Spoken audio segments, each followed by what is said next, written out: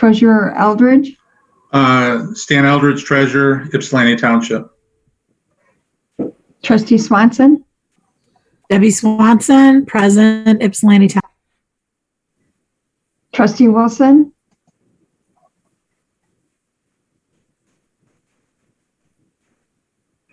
Trustee Peterson. Gloria Peterson, present, Ypsilanti Township.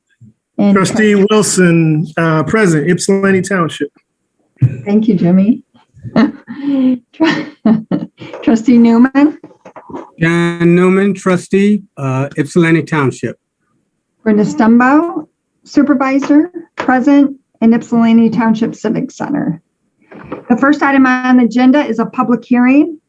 The first public hearing is for the creation of Special Streetlight Assessment District 221 for Village Grove Apartments. The public hearing was set at the January 19th, 2021 regular meeting.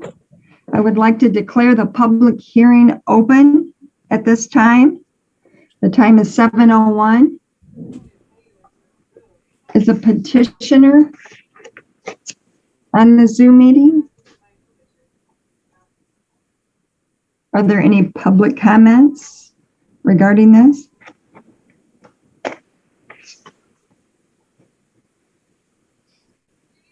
Hearing no public comments, Clerk Rowe, will you just go over what the public hearing is for and what we're going to do this evening and come back with a formal resolution at the next meeting?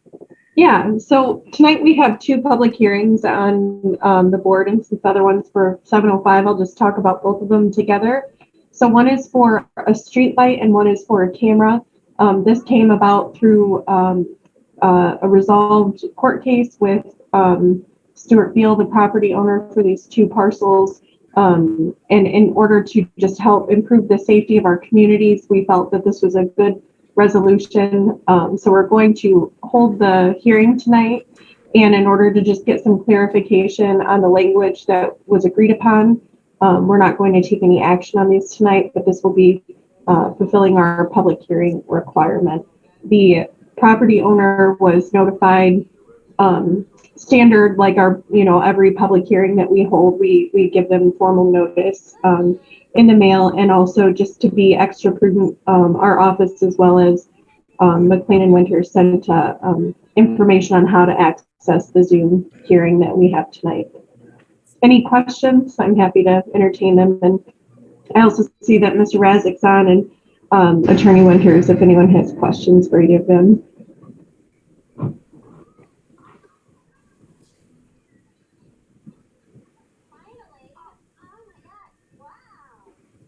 You're on mute, Madam Supervisor.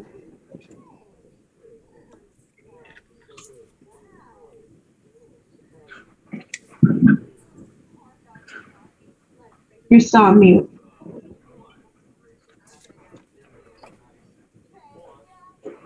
Okay, thank you. I need to formally close the public hearing at 7:03, and then we'll take action on it at the next board meeting. Now I need to open up the public hearing for the creation of a camera special assessment district 076 for Village Grove Apartments. The time is 7:04. Are there any public comments? I don't see anyone. No hands are raised. And the petitioner, or he's not the petitioner, the homeowner or the property owner was notified.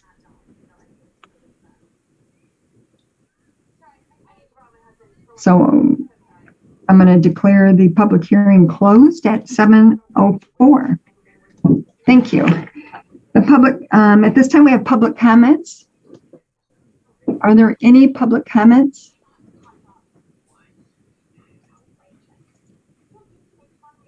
Seeing none, we'll move on to the consent agenda. We have the minutes of the February 2nd, 2021 work session and regular meeting, statements and checks, and treasurer's report for January of 2021. So moved, Eldridge. Motion, Eldridge. Support, Joe Rowe. We have a motion and support. Questions or comments on the minutes, statements and checks, or the treasurer's report? Hearing none, all in favor? Aye. Aye. Opposed? None, motion carries. Mr. Winters, do you have an attorney's report? Madam Chair, I went into detail during the work session about the meeting with the Ypsilanti Community Schools, but one other item that may not be as much as an attorney report as well as a request for additional information. That, of course, concerns the fire at the Clark East Towers, and we all received the email. I'm still not really clear in my mind as to why the entire building was evacuated. I understand what Mike said in his email. Also understand from what Bill Baum's the inspector. And that is the township's only senior housing building that which we participate virtue of a pilot agreement.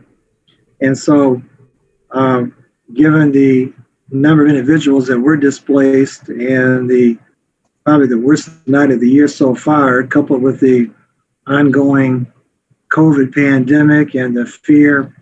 My mother lives in a different assisted living facility. I can only imagine the fear of being displaced in the middle of the night. I'm not second guessing that anyone's decision. I just want to have an opportunity to sit down with Clark Towers at the right time to get more information behind that decision, and also to find out, just more importantly, how the individuals in that tower are doing. Were they taken to local nearby motels, hotels? Were they? How were the family members notified of this? Because there's nothing more traumatic, I think, than being displaced due to a fire, especially given the population and the numbers there at Clark East Towers. So I just think, because again, the township has a vested partnership with Clark East Towers, that there may be the opportunity to have some further dialogue. We've had that smaller fire, but similar displacement earlier with the fire at Grove Road back in December, the old Arbor Circle apartments. And I know the American Red Cross is involved in those, and they do a fantastic job, but the Clark East Towers one, it's the first one I've seen in quite some time that's resulted in the total evacuation. So, like more information at the right time. Okay, Mike Radzik. I can share what I was told by Bill Baums, our electrical building inspector who responded out there. The fire marshal and chief had requested assistance from our electrical inspector. He did go out there. He met with the fire marshal and the incident commander for the fire department and management for Clark East Towers. It's my understanding, based on his conversation back to me, that the fire occurred in a kitchen in a unit on the 6th floor, and there was smoke damage. There was fire damage to that unit only, and smoke damage elsewhere on the 6th and 7th floors, but that the automatic fire suppression sprinklers had activated, and of course the fire department, I think, used a little bit of water, and there was water. I was told by a couple of the sheriff's deputies that were there that there was water literally flowing down into the 4th, 5th, 4th, and maybe even into the 3rd floor. So they shut the power off to the building because they had water flowing through active light fixtures and ceilings and other electrical components, and they were concerned about something happening to cause further injury. Our electrical inspector, after evaluating it, determined that they could isolate and shut down the power only to one wing of the building that was immediately affected, and the power could be restored safely to the other wing to allow some people at least to stay. But he was told by management that they felt it was too much of a liability to do so, and until their insurance company cleared them to do that, they were going to evacuate the entire building. I think it was for at least a week, possibly more, waiting for their insurance company to give them the go-ahead to restore power to the building. So that's what I know about it, based on what I was told by our employee who was at the scene. Thank you, Michael. Trustee Newman? Do we know if, and I'm sure the Red Cross was taking care of them. My concern would be that they have enough food, that they have 3 meals a day, and that they're well taken care of. I mean, from the standpoint that somebody's watching them, or checking up on them, because those were a lot of people, and if they're in different places like motels, hotels, I just am concerned that nobody is really keeping up with them. Yeah, I know that AAATA buses took them to the hotels, and I know that Meals on Wheels, I had interaction with them too to find out where they were at. I don't know where they were taken, but I know that AAA actually picked the residents and took them. And the good news is their belongings weren't burnt. They didn't lose a lot of things, but why they had to move everyone, I don't know, and haven't been able to really talk to anybody. Right. So we'll have conversation and find out more information. But like Mike said, that was kind of the management's call to do that. Yeah. Thank you. As we get more information, I'll share it. But I don't know anymore. I'm sorry. Right. Thank you. Mr. Winters, did you have a comment? Yeah, I can't find my hand button on here, but I was just going to add that I've seen in the past my mother's medication tray, and it's just hard for me to believe that all the medication. I mean, you're talking about 264 people, many of them with the medications that are prescribed, many of them that are refilled. I mean, it's not that. And I did read what Mike had said in the email. I was just trying to figure out at what point in time we do have a relationship with that as being our senior housing. And I understand it was their decision to do that. I'm just trying to figure out or find out what we may get phone calls ourselves from people about their loved ones. I just want to know exactly more information because we have our relationship with and our responsibilities with the Trustees Towers senior housing. And so I just was kind of somewhat taken aback by that. That's all.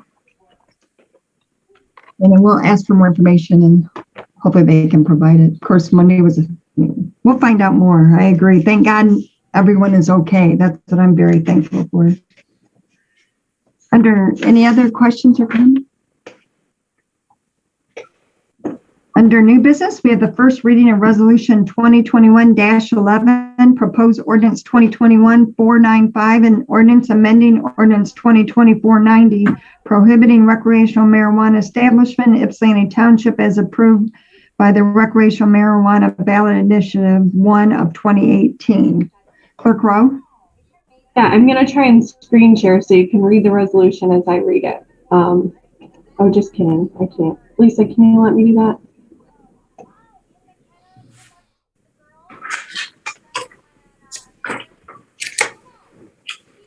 Heather, did you ask me to do something? Nope, there we go. Can you guys see my screen? Yes. Yes. I thought you'd only be able to see this is my notes for later. I'm going to send you that later. Okay. All right. So I have Charter Township of Ypsilanti Resolution 2021-11 in reference to the proposed ordinance amendments of 2021-495.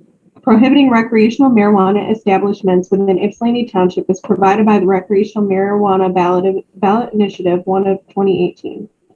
Whereas at the regular board meeting of the Ypsilanti Township Board of Trustees held on June 16, 2020, the Township Board adopted ordinance number 2020-490, which prohibited recreational marijuana establishments within Ypsilanti Township and provided by the Recreational Marijuana Ballot Initiative 1 of 2018.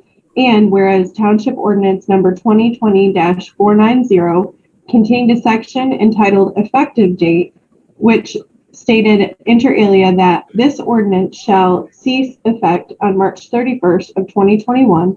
And whereas the COVID-19 pandemic has placed constraints on the Ypsilanti Township Board of Trustees and the Ypsilanti Township Planning Commission's ability to schedule and hold meetings in person so as to fulfill the township's commitment to achieve community engagement with its residents, neighborhood watch groups, businesses, and all other interested community organizations regarding a number of regulatory and land use decisions that would be codified within the township zoning ordinance as it pertains to recreational marijuana. And whereas the Ypsilanti Township Board of Trustees wishes to fulfill this commitment to community engagement, and as such determine that the effective date for ordinance number 2020-490 to cease effect should be extended to until March 31st of 2022, so as to allow for further community engagement as well as the adoption of ordinances and regulations pertaining to recreational marijuana.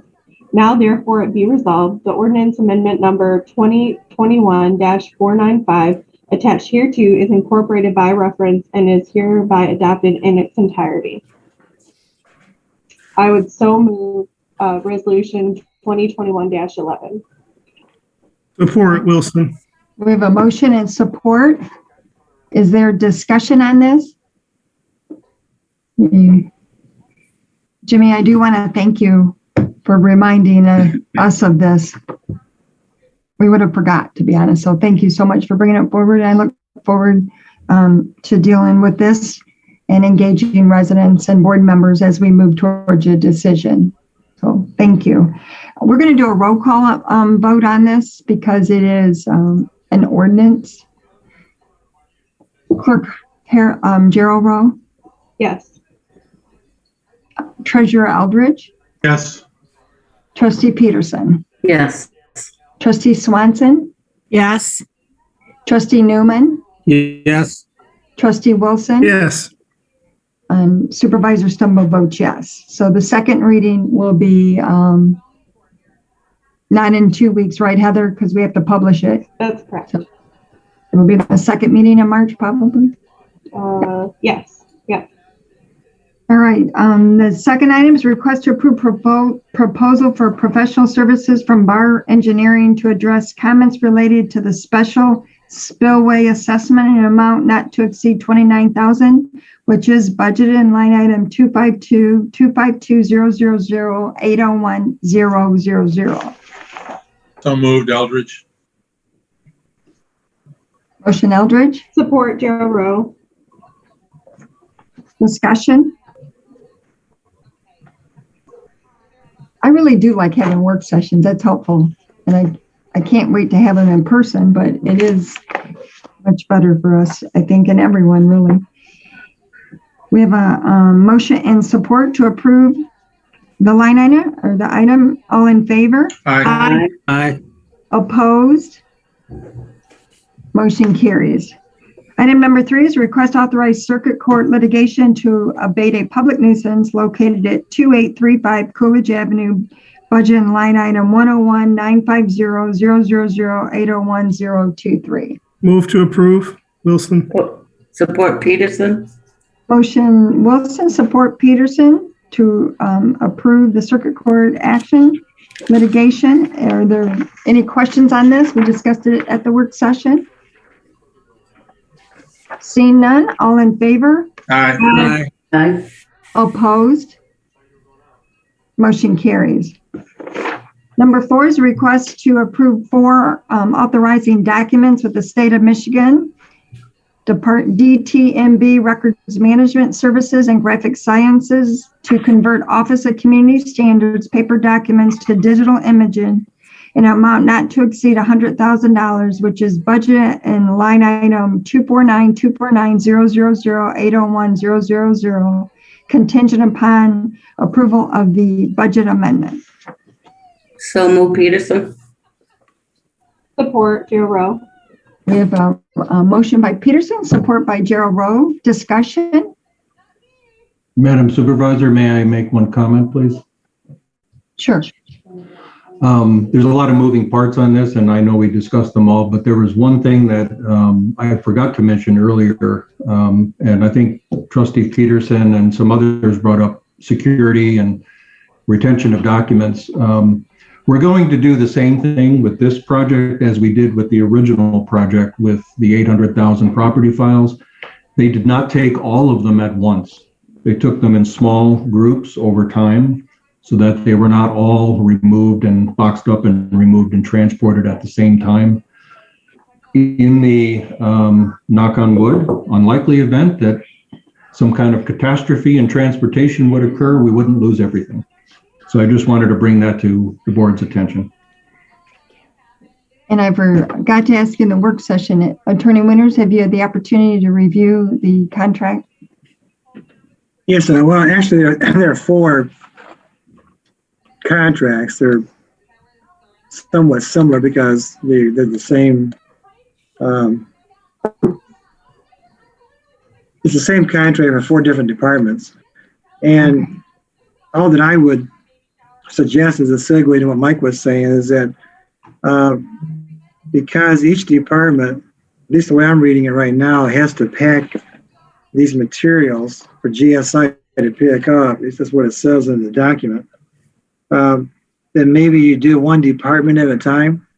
I don't know, because when the documents get returned back from GSI, that department has 30 days to either go thumbs up or thumbs down on what they receive back. And by doing it one at a time, that might create some degree of order in regards to making sure you don't have too many documents out there at one time by doing one department at a time. On the disk themselves, I don't believe there be any kind of a copyright issue, but I would encourage the board, and maybe it was discussed, I didn't quite pick it up during the work session, to have as many copies made of the disk that can be accessed by a department, other inter-departments that have reason to look up information. I know that in the past, when Denny and I have had cases that go back a number of years, we have found those files to be invaluable in terms of providing history, copies of the township zoning ordinances that were in effect back in 1950, 60, 70. Back, as Brenda said, when I was in high school over there at the golf course. But anyways, we do need to have those documents that we can access those.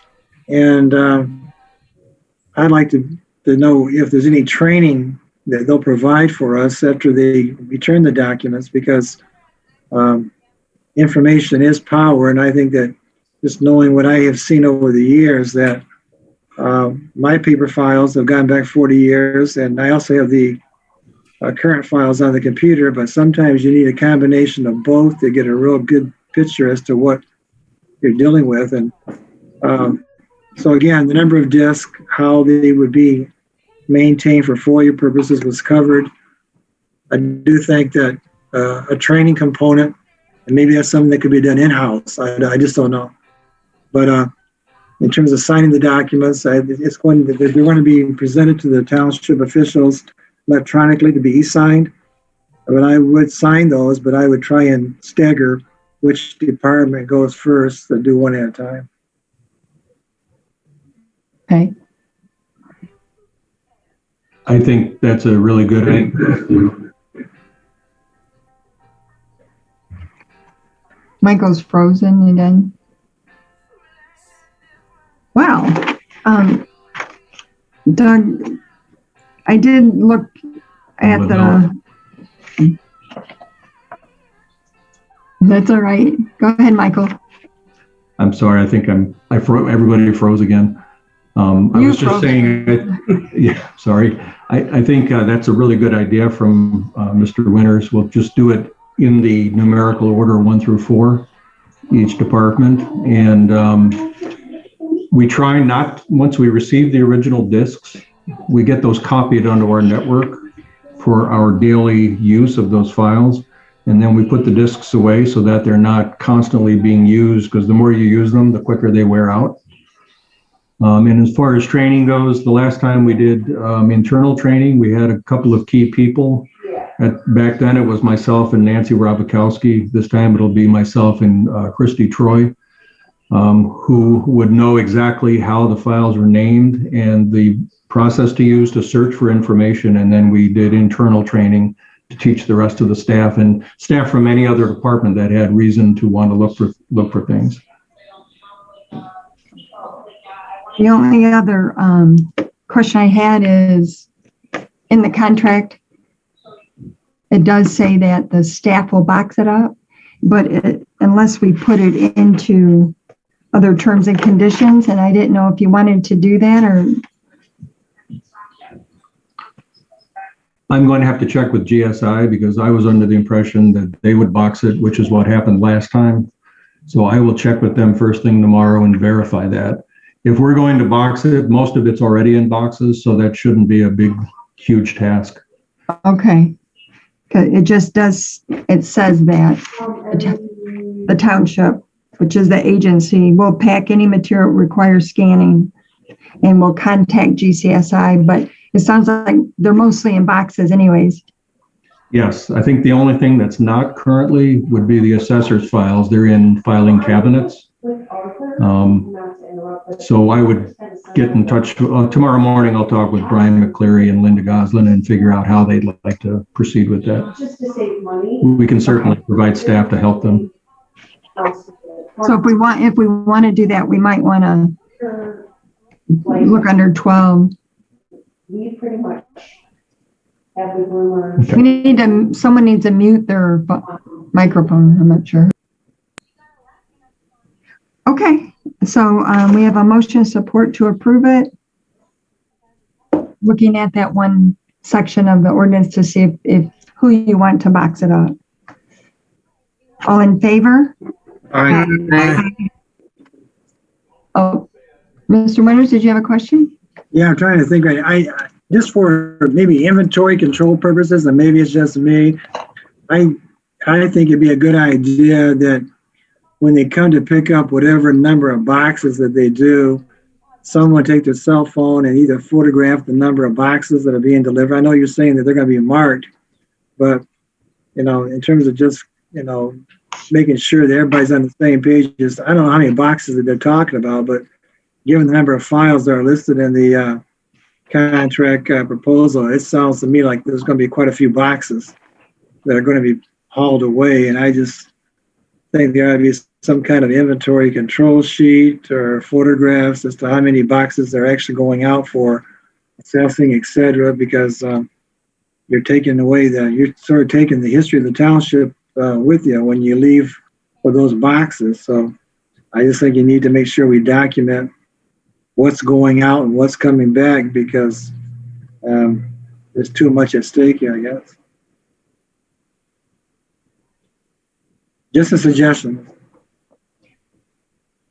There is a process to assign a production work order to it, but taking a picture's that's always a good idea, I think. I have to agree. It is, and I think all of us hate to let go of documents. I know we do. I'll make sure we do that. So we have a motion support. All in favor? Aye. Aye. Opposed? Motion carries.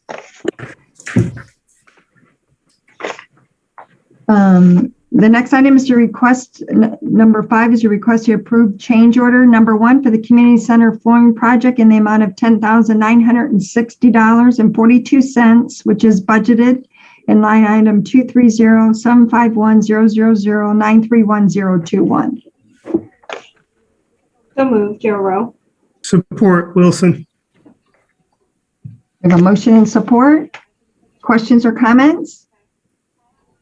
Hearing none, all in favor? Aye. Aye. Aye. Any opposed? Motion carries. Number 6 is a request approval for the sale or removal of township vehicle number 40, which is a 2000 Ford Explorer. So moved, Eldridge. Support Peterson. Peterson. There's a motion by Eldridge, support by Peterson. Questions or comments? All in favor? Aye. Aye. Opposed? Motion carries. Number 7 is Resolution 2109, request for payment and use of surplus drain funds for the purpose of installing a rain garden as part of the Loon Feather Point Park MD NRTF grant project. So move Swanson. Support Eldridge. We have a motion and support to approve the resolution. Questions or comment? Hearing none, all in favor? Aye. Aye. Any opposed? Motion carries. Number 8 is Resolution 2021-10, which is payment and use of surplus funds as part of the SEMCOG Paint Creek Green Corridor Grant Project. Move to approve, Wilson. Support Swanson. There's a motion by Wilson, support by Swanson. Questions or comments? Hearing none, all in favor? Aye. Aye. Opposed? Motion carries. Number 9 is budget amendments. Clerk Gerald Rowe.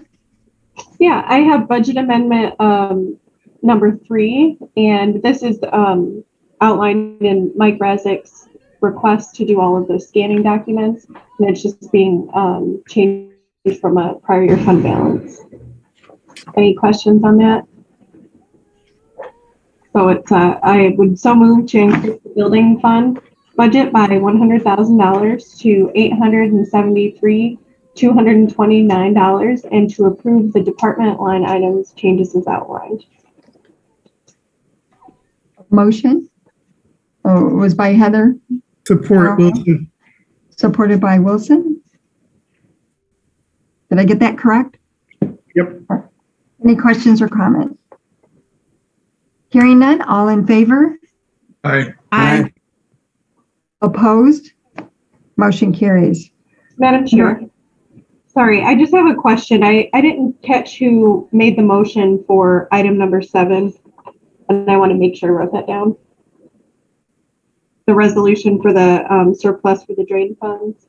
I didn't write it down. Swanson made it. Eldridge supported. Thank you, Stan. Thank you. Under authorization and bids, number 1, we have a request to seek sealed bids for the purchase of a new maintenance utility van. This will come back to the board. So moved Eldridge. Support Peterson. We have a motion by Eldridge, support by Peterson to seek sealed bids for the purchase of a new maintenance utility van. Any questions? All in favor? Aye. Opposed? Motion carries. Is there any other business? Board member updates? Does anyone have any? Madam Chair. Clerk Gerald? Yeah, I'll just add that the state of Michigan concluded their risk limiting audit process that, started back a couple months ago, and it overwhelmingly supported and upheld the integrity of our elections statewide. So I thought that was really exciting news and just wanted to share that with you all. Good. Any other comments? Board update? We've had a meeting about the continued issue with rats in some of the areas in the township. We started a rat storm drain baiting program, and that'll be coming back to the board, and we'll update everyone. They are moving. They're still in West Willow. We're still getting concerns from residents in West Willow. So we're going to try to put a plan together and educate people about how to not have places where they can have access to food and shelter, like abandoned vehicles, junk stored on property, etc. And then the third leg of it is to do ordinance enforcement as well. So we'll be bringing that back to the board, and it just continues to be an issue. So they've identified them on Ecorse Road area, and they're checking the storm drains in Galt Village as well. So I hate this subject, but it is a public health, really it is. So, and I wanted to update you guys on it. I sent an email to Clark Towers to find out more information, and she's the person, the regional manager that we deal with, Makita Hunt, is out due to illness, and I don't know when she's going to return. So I'll try to talk to the manager on site to get more information and an update on that. Any other questions, comments? No? All right. Motion to adjourn at 7:35. Madam Chair, Mr. Winters had his hand up. Well, I can't find the button. I can't find the button on this. there is a button. I know, I can't find it. Anyways, in regards to the rats in Galt Village, we did make contact, Denny did, with the attorney for the owner of Galt Village, and he was going to reach out to Evan Pratt and was going to try to get authorization to get access into the Galt Village building to also put rat bait, whatever, inside those buildings over there, because I do know that the neighbors were concerned about the rats were coming from Galt Village. So we're trying to also attack it from the property owner, public nuisance standpoint, and we have made contact with the attorney. So yeah, sorry about the hand raising, but. And they're also going to do like a community cleanup day and put the large bin. So they're going to coordinate a community cleanup day too, so people can get rid of their stuff. They did that in Westville, and that was very successful. So if people had a way to, take it and just dump it, that's going to be very helpful to the residents. Did someone have their hand raised? I had my hand up. So this is Swanson. I just wanted to express my gratitude to staff again. I feel like as a new trustee, staff is going above and beyond to make sure that everybody's informed. So I want staff to know that I appreciate that. The other thing I'd like to say is I had the opportunity to go visit the clerk's office to get signed in for a couple of committees, and the way the employees were all working together to meet the needs of our residents as far as taxes go was impressive to see how many people were like all hands on deck, helping residents, greeting them at the door. So hats off to the treasurer's office and all the employees who stepped in to just collectively take care of our residents. I appreciate you. I'm sure the whole board does. So that's probably on behalf of the whole board. We appreciate the employees and the hard work you're doing on behalf of our residents every day. Thank you. Motion to adjourn would be in order? Motion to adjourn. Support Eldridge. Okay, we have who made the motion? Peterson. Peterson, okay. Support Eldridge. Motion to adjourn at 7:38. All in favor? Aye. Aye. All right. Talk to you guys later. Bye.